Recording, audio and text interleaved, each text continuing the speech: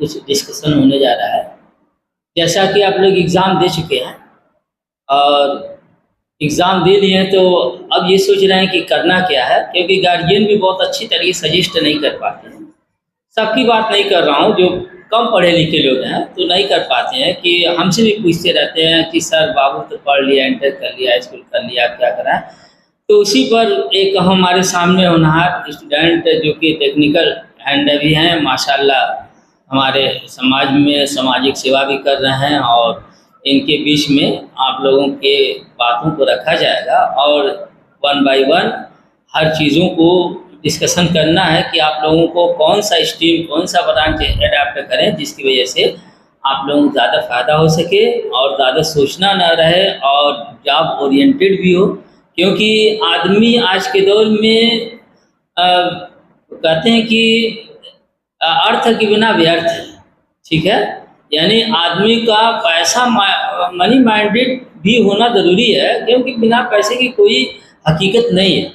जब हम पैसा कुछ कमाएँगे तभी हम किसी दूसरे को भी दे सकेंगे, मदद कर सकेंगे। तो हम कौन सा ऐसा डिप्लोमा करें, कौन सा कोर्स अपनाएँ जिसकी वजह से हमें सूनर इज़ बेटर वाला मैटर आए, ठीक है? तो मैं चाहूँगा कि हमारे नवयुवक पीढ़ी मिस्टर महफूजुर रहमान साहब कुछ बच्चों को बताएं कि एग्ज़ाम हो चुका है महफूजुर रहमान, तो कौन सा काम ये लड़के अडॉप्ट करें। बहुत से लड़के तो ठीक है, कुछ लड़कों को कन्फ्यूज़न होता है, जिससे कन्फ्यूज़न से बहुत ज़्यादा समस्याएं बढ़ती है।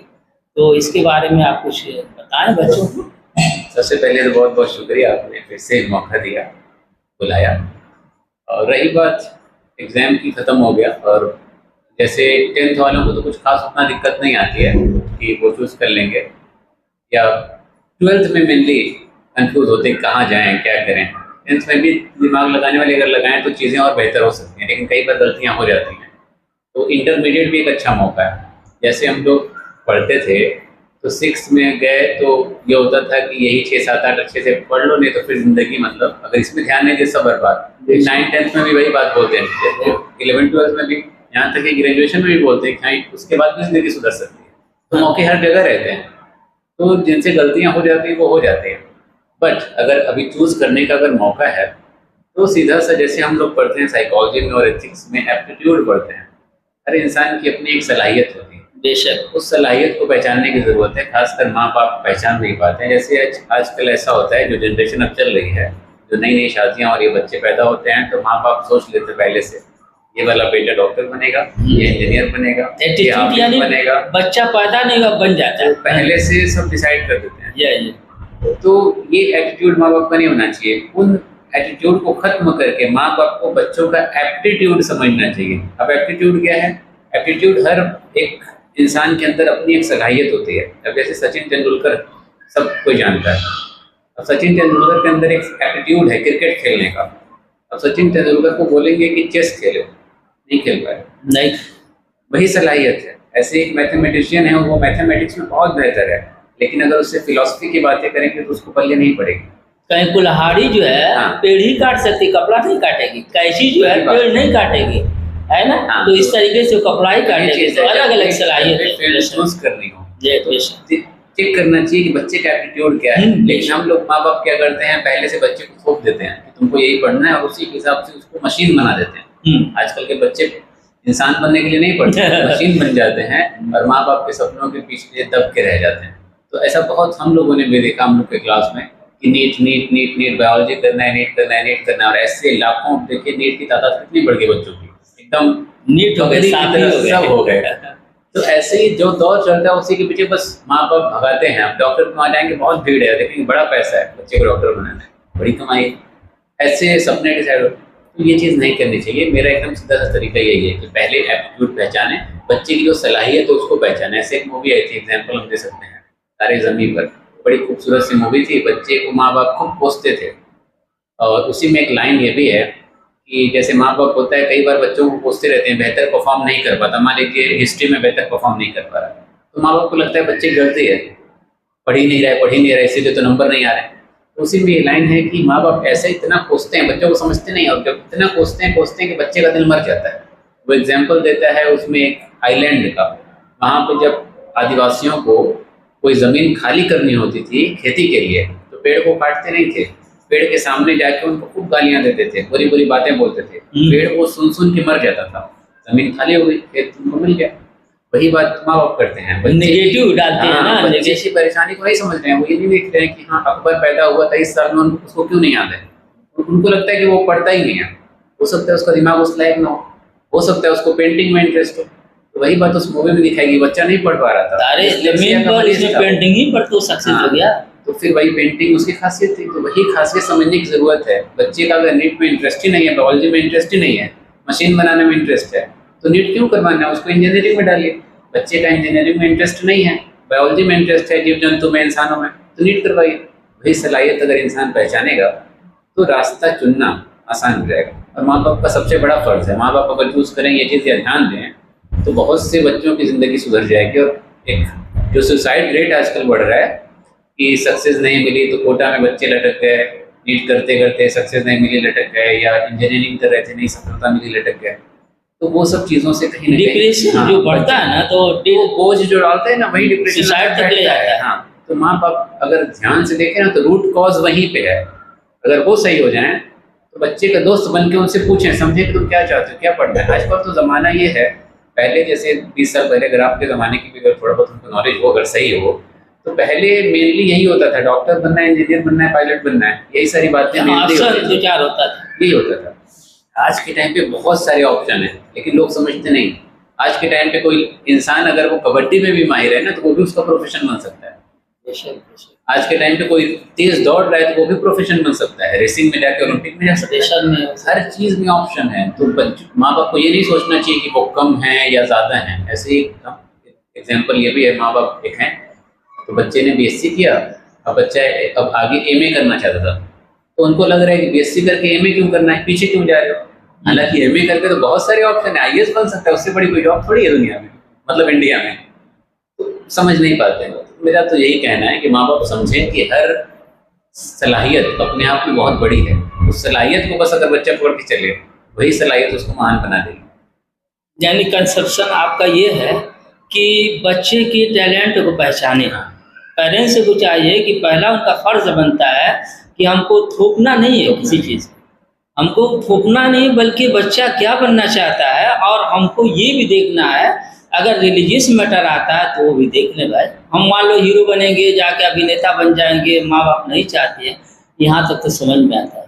लेकिन जो चीज़ें जायज़ है, कर सकता है, कोई आपत्ति नहीं है, कोई रिलीजियस मैटर नहीं है, इसको तो आसानी से एग्री हो जाना चाहिए, अप्रूव होना चाहिए। और हमेशा उनको टारगेट देना चाहिए कि आप पढ़िए, क्योंकि एक क्रीम लाइफ होती है। अगर माँ बाप अगर समर्थन देते हैं, जैसा कि मैं बताया कि एक बच्चा पढ़ के आईएएस जब बना तो लोग इंटरव्यू लिए कि कैसे तुम्हारा मोटिवेशन करने वाला, तुमको आगे बढ़ाने वाला, तुमको हीलिंग करने वाला कौन आदमी था। तो बच्चा कहा कि मेरी माँ। कहा कि तुम्हारी माँ कितनी पढ़ी लिखी है। कहा कि पढ़ी लिखी नहीं है।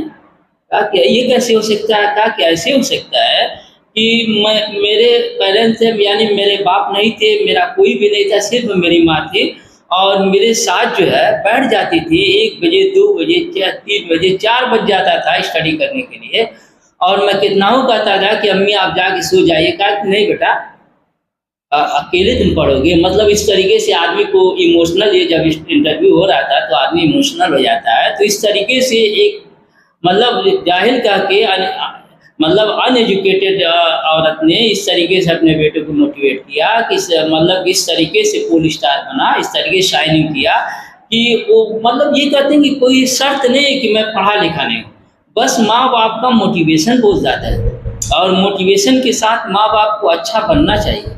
कुछ लोग माँ बाप ऐसे भी हैं कि बिल्कुल मुट्ठी को बंद रखते हैं, और बहुत ज़्यादा टाइट मुट्ठी होती है तो ढील भी होती है।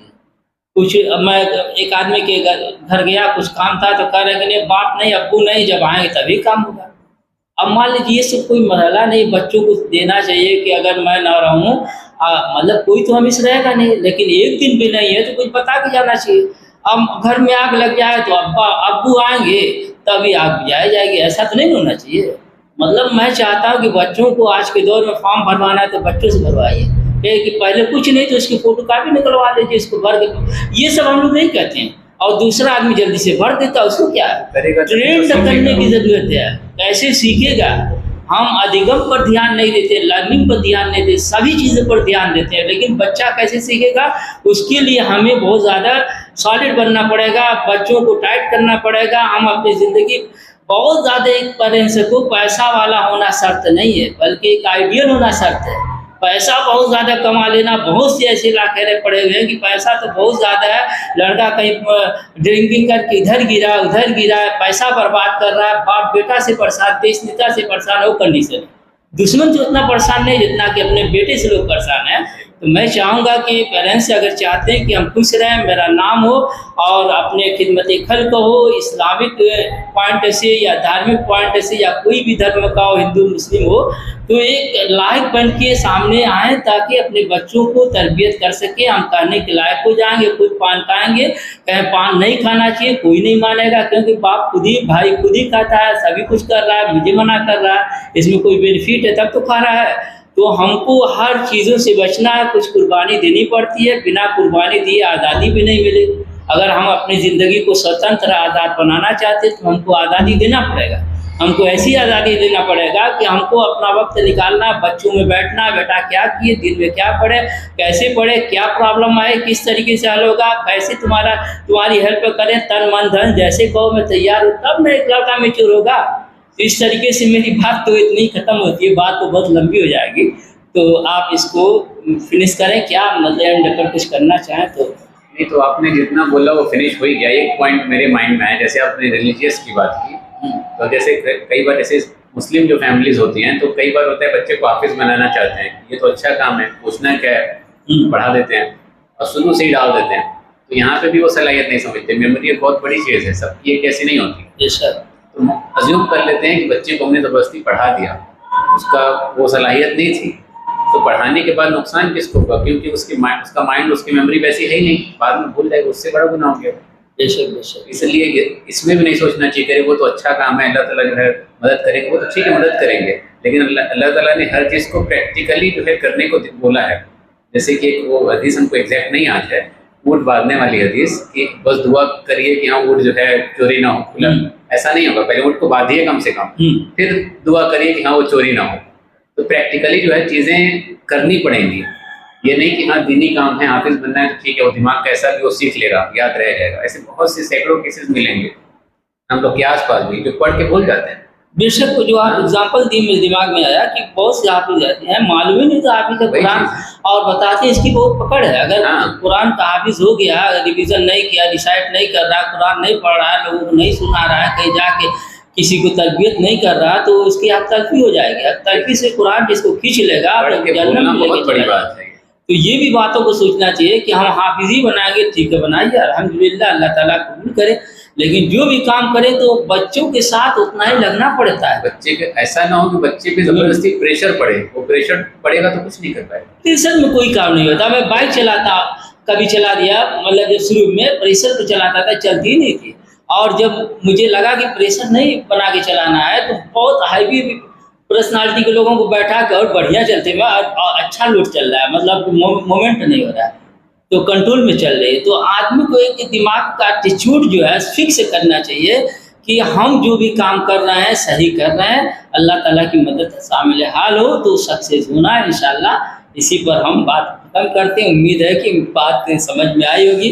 कुछ हम लोगों की प्रॉब्लम होगी तो आप लोग भी बताएंगे, क्योंकि इंसान हम लोग हैं, गलती होती रहती है, तो कुछ भी हम लोगों को प्रॉब्लम होती है तो थोड़ा सा हम लोगों के मतलब जो हम लोगों के बातचीत चल रही है, चैनल चल रहा है, तो इसको भी थोड़ा सा आगे बढ़ाने की ज़रूरत है, क्योंकि लाइक बटन को दबाना मालूम होता है, ऐसा लगता है करंट लग रहा है, तो ये भी नहीं होना चाहिए, मोटिवेशन होना चाहिए। तो इसीलिए ताकि हम लोग भी मोटिवेट होकर कुछ बातों को और आगे बढ़ाएं थी। Okay, thanks very much.